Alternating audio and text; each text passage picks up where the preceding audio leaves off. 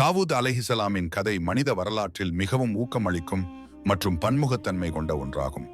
அவர் பனு இஸ்ரேலை அடிமைப்படுத்திய ராட்சதனை தோற்கடித்த ஒரு சிறந்த வீரராகவும், அந்த ராஜ்யத்தை ஆண்ட ஒரு ஞானமுள்ள தலைவராகவும், 3 முக்கிய மதங்களால் மதிக்கப்படும் ஒரு தீர்க்கதரிசியாகவும் இருந்தார்.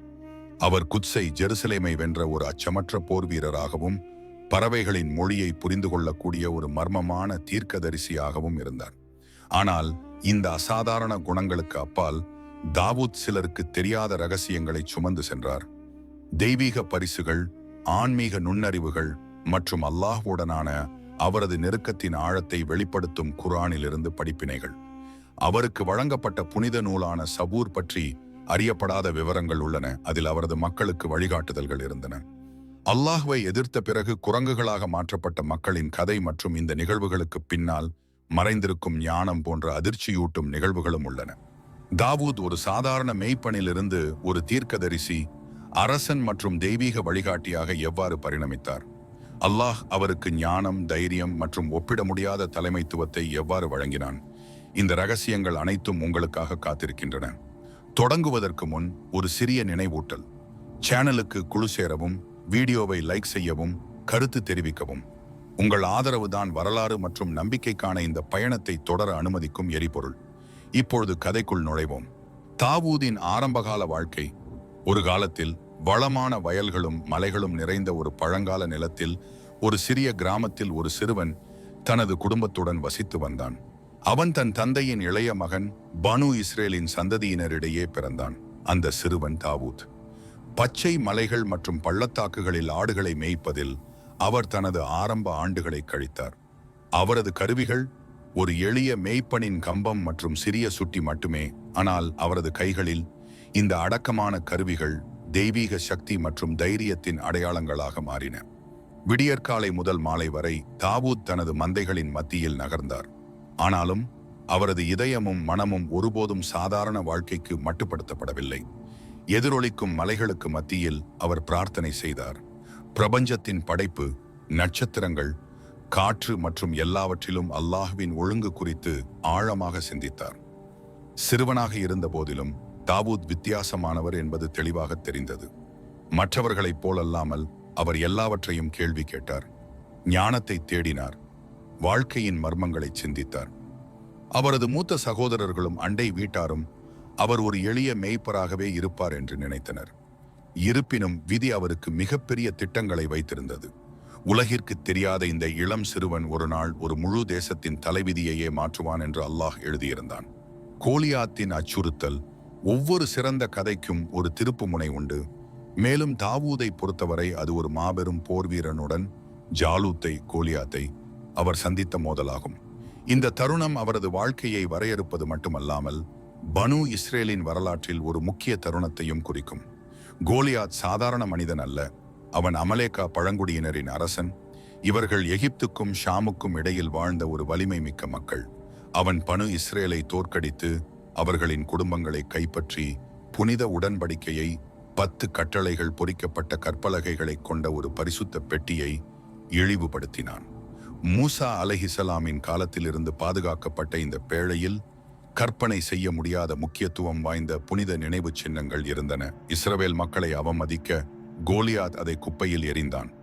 பனு இஸ்ரவேல் மக்கள் மனம் உடைந்து அமைதியற்றவர்களாக இருந்தனர். அவர்கள் நபி சாமுவேலிடம் திரும்பினர். அவர் அல்லாஹ்விடம் வழிகாட்டுதலுக்காக பிரார்த்தனை செய்தார். தாலுத் சவுல் என்ற ஒருவரை அரசராக நியமிக்க வேண்டும் என்று அல்லாஹ் கட்டளையிட்டான். தாலுத்தின் படையில் 18 வயது மட்டுமே ஆன தாவூத் என்ற இளம் மேய்ப்பன் ஒருவன் இருந்தான். அவன் தன் தந்தையுடனும் 13 சகோதரர்களுடனும் சேர்ந்தான். தாவூத் கவன் கல் அல்லது எரியக்கூடிய பிற பொருட்களை வீச பயன்படும் ஒரு கருவி எரிதலில் தேர்ச்சி பெற்றிருந்தான். ஆனால் அவனது மிகப்பெரிய பலம் அல்லாஹ்வின் மீது அவன் வைத்திருந்த அசைக்க முடியாத நம்பிக்கை. ஒரு நாள் 3 கற்கள் அவனை நோக்கி, எங்களை அழைத்துச் செல்லுங்கள், எங்களுடன் இணைந்து நீங்கள் கோலியாத்தை கொள்வீர்கள் என்று அழைத்தன. தாவூத் அவற்றை தூக்கிச் சென்றான். அற்புதமாக அவை ஒன்றாக இணைந்தன.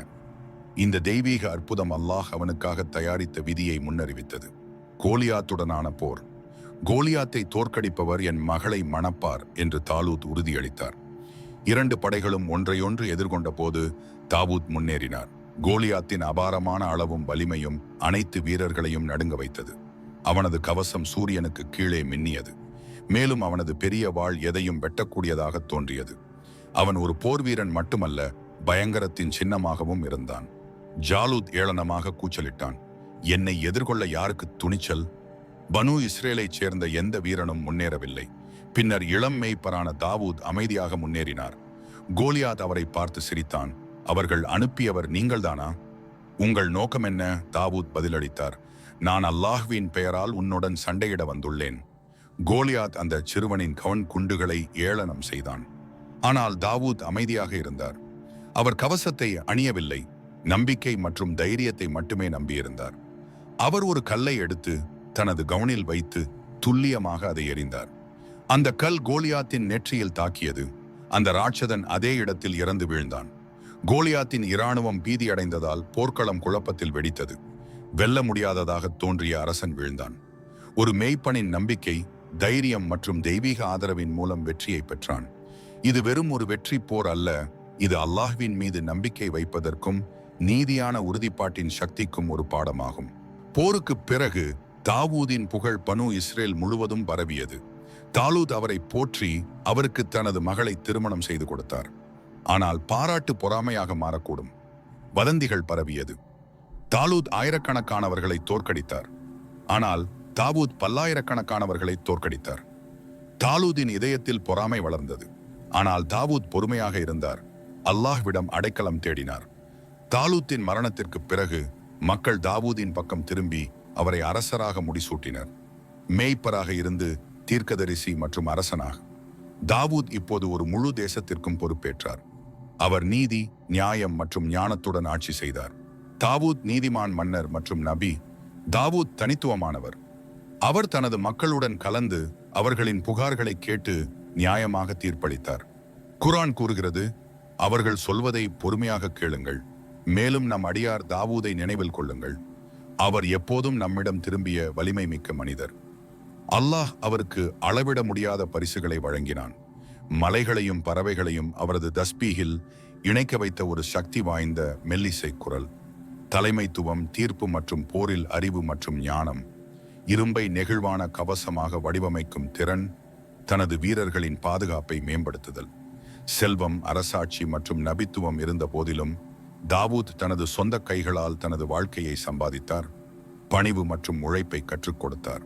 நபிநாயகம் அவர்கள் கூறினார்கள், ஒருவர் தனது சொந்த கைகளால் சம்பாதித்ததை விட சிறந்த உணவை யாரும் சாப்பிடுவதில்லை. ஓய்வு நாளின் மக்கள். அவரது ஆட்சி காலத்தில் அஷப் ஆல் சப்த் மக்கள் கடற்கரையோரத்தில் வசித்து வந்தனர். வேட்டையாடவோ அல்லது மீன்பிடிக்கவோ தடை செய்யப்பட்ட சனிக்கிழமைகளில் கண்டிப்பாக வழிபட்டனர். ஆனாலும் சோதனை எழுந்தது. சிலர் கீழ்ப்படியவில்லை, மற்றவர்கள் அமைதியாக இருந்தனர். மேலும் சிலர் தவறு செய்வதற்கு எதிராக எச்சரித்தனர். அல்லாஹ்வின் கட்டளையை மீறியவர்கள் ஒரே இரவில் தண்டிக்கப்பட்டனர், குரங்குகளாக மாற்றப்பட்டனர். பாவத்தை தடுக்க நடவடிக்கை எடுக்காதவர்களும் இதில் அடங்குவர். குர்ஆனில் பாதுகாக்கப்பட்டுள்ள இந்த கதை கீழ்ப்படியாமையின் விளைவுகளையும் தீமைக்கு எதிராக நிற்பதன் முக்கியத்துவத்தையும் நிரூபிக்கிறது. ஞானமும் சோதனைகளும். தாவூதின் வாழ்க்கை தெய்வீக சோதனைகளால் நிறைந்தது. ஒருமுறை 2 ஆண்கள் ஒரு தகராறில் அவரது தொழுகை அறைக்குள் நுழைந்தனர். தாவூத் ஆரம்பத்தில் விரைவாக தீர்வு கூறினார். ஆனால் இரு தரப்பினரையும் முழுமையாக கேட்கவில்லை என்பதை உணர்ந்தார். இது அல்லாஹ்விடமிருந்து வந்த சோதனை என்று உணர்ந்து உடனடியாக மனந்திரும்பி நீதியை சரி செய்தார். விசுவாசிகளுக்கு பாடங்களை வழங்குவதற்கு தீர்க்கதரிசிகள் கூட மனித வரம்புகளை எதிர்கொள்கின்றனர். இந்த தருணங்களில் தாவூதின் பணிவு நியாயமான தீர்ப்பு மற்றும் பொறுப்பு கூறலுக்கு ஒரு முன்மாதிரியாக மாறியது. வழிபாடு மற்றும் நோன்பு. தாவூத் தனது வாழ்க்கையை வழிபாடு, தீர்ப்பு, கற்பித்தல் மற்றும் தனிப்பட்ட கவனிப்பு என பிரித்தார். அவர் நோன்பை கடைபிடித்தார். ஒவ்வொரு நாளும் நோன்பு நோற்றார். மேலும் ஆழ்ந்த இரவு தொழுகைகளை கடைபிடித்தார். இரவை 6 பகுதிகளாக பிரித்தார். பாதி தூக்கம், 1/3 பங்கு தொழுது, மீண்டும் ஓய்வெடுத்து ஆன்மீக பக்தியை அதிகப்படுத்தினார். நபிநாயகம் அவர்கள் கூறினார்கள், அல்லாஹ்வுக்கு மிகவும் பிரியமான நோன்பு தாவூதின் நோன்பு, மேலும் மிகவும் பிரியமான தொழுகை தாவூதின் தொழுகை. நன்றியுணர்வு மற்றும் தெய்வீக தயவு. தாவூத் அடிக்கடி சிந்தித்தார், நன்றி செலுத்தும் திறன் கூட ஒரு ஆசீர்வாதமாக இருக்கும்போது நான் எப்படி உனக்கு போதுமான அளவு நன்றி சொல்ல முடியும்? அல்லாஹ் வெளிப்படுத்தினான், எல்லா ஆசீர்வாதங்களையும் என்னிடமிருந்து ஏற்றுக்கொள்வது உண்மையான நன்றியுணர்வு. அவர் தெய்வீக உதவி, வலுவான படைகள், ஞானம், பேச்சுத்திறன் மற்றும் புரிதலை பெற்றார். அல்லாஹ் கூறுகிறான், நாங்கள் அவருடைய ராஜ்யத்தை பலப்படுத்தினோம், அவருக்கு ஞானத்தையும் சத்தியத்திற்கும் பொய்க்கும் இடையில் தீர்ப்பளிக்க தெளிவான பேச்சையும் கொடுத்தோம். இறப்பு மற்றும் மரபு. தாவூத் 40 ஆண்டுகள் ஆட்சி செய்து 100 வயதில் காலமானார். அவரது மகன் சுலைமான் அலைஹிஸ்ஸலாம் அரசாட்சி மற்றும் தீர்க்க தரிசனம் இரண்டையும் பெற்றார். மலக்குல் மௌத் வந்தார். தாவூத் அவரை நம்பிக்கையுடன் வரவேற்றார்.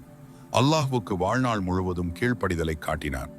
அவரது கபூர் ஜெருசலேமில் உள்ள மஸ்ஜித் அல் அக்ஸா அருகே உள்ளது. அவரது ஆட்சி நீதி, நம்பிக்கை மற்றும் பக்தியால் குறிக்கப்பட்டது. நபிதாவூத்தின் வாழ்க்கை ஒரு காலத்தால் அழியாத பாடம். ஒரு மேய்ப்பன் ராஜாவாக மாறினான். ஒரு போர் வீரன் தீர்க்கதரிசியாக மாறினார். நீதியுடன் ஆட்சி செய்தார், பக்தியுடன் வழிபட்டார், பணிவுடன் வாழ்ந்தார். விசுவாசிகள் அவரது நம்பிக்கை, தைரியம் மற்றும் அல்லாஹ்வின் மீதான அன்பை பின்பற்றுமாறு வலியுறுத்தப்படுகிறார்கள். வஸ்ஸலாம்.